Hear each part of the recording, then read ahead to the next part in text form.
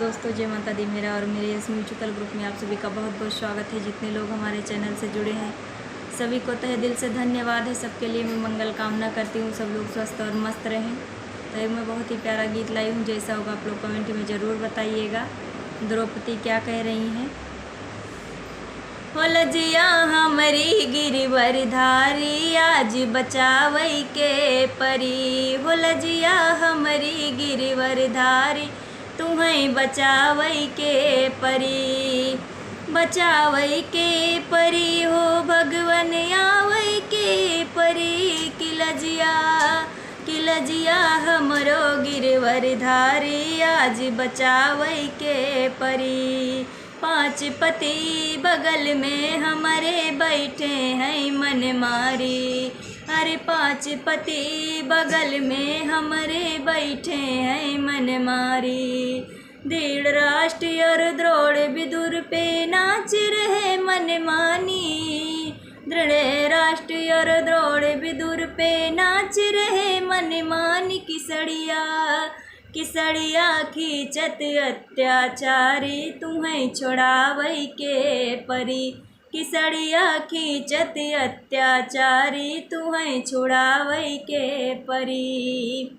हो लजिया हमारी गिरवर धारी, आज बचावई के पड़ी। कि लजिया हमरो गिरवर धारी, तुम्हें बचावई के परी। गज की टेर देर नहीं लागे, नंगे पाँव सिधारे। गज की टेर देर नहीं लागे, नंगे पाँव सिधारे। वही नरसिंह भगत के कारण दी कलेजा फारे। अरे वही नरसिंह भगत के कारण दिहे कलेजा फार। कि वैसे आई हमारी बारी, तुहकाया वही के परी। कि आई वैसे हमारी बारी, तुहकाया वही के परी। कि लजिया हमारी गिरवर धारी, आज बचावई के परी। साड़ी उतर गई जो सिर से रही निशान तुम्हारी। अरे साड़ी आज उतर गई सिर से रही निशान तुम्हारी। अदम सभा समाज में होई रोवे आज बेचारी।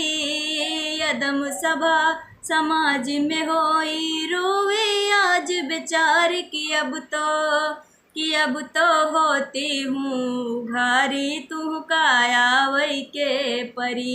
कि अब तो होती हूँ घारी, तुहकाया वही के परी। आवई के परी है भगवन, आवई के परी। आवई के परी हो भैया, आवई के परी। कि लजिया हमरो गिरवर धारी, तुम्हें बचावई के परी।